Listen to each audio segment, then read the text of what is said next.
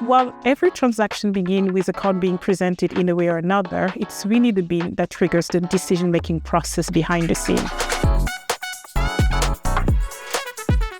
The bean attributes, which we've covered previously, so essentially the card type, the institution that has issued that card, the country of issuance, all of these signal a data point. That data point will flow across the ecosystem, across multiple stakeholders, to inform how that transaction will be handled. So, for example, the bean data will flow into the routing engine, and it will determine the most cost-effective and the high processing path for that specific transaction.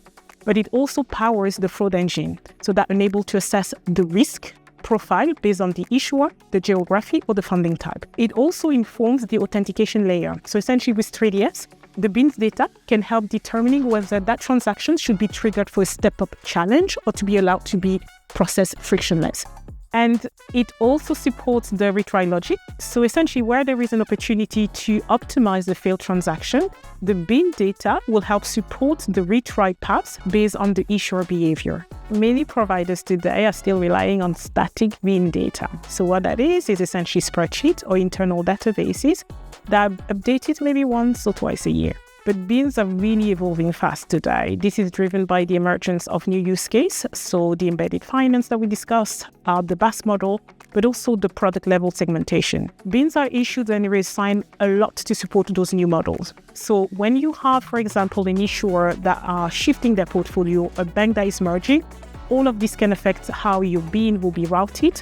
This will impact the approval rates and also the fee associated with that card. Keeping on top of your bean data is not an easy task. So what you really want to do is to make sure that you're using providers that give you access to automated tools. So the tools that really help you tracking the bean behavior, that will enable you to set the alerts so that you can monitor when your approval drops, but also looking at the fee shift. If there is any issue with your routing, you need to be able to see and most importantly to act on that.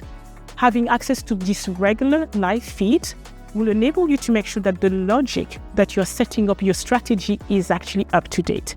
If you don't have access to bean data that enable you to react as quickly as possible to the change that you're seeing in your infrastructure, you are simply killing your conversion, leaving money on the table, and importantly, potentially exposing yourself to risk.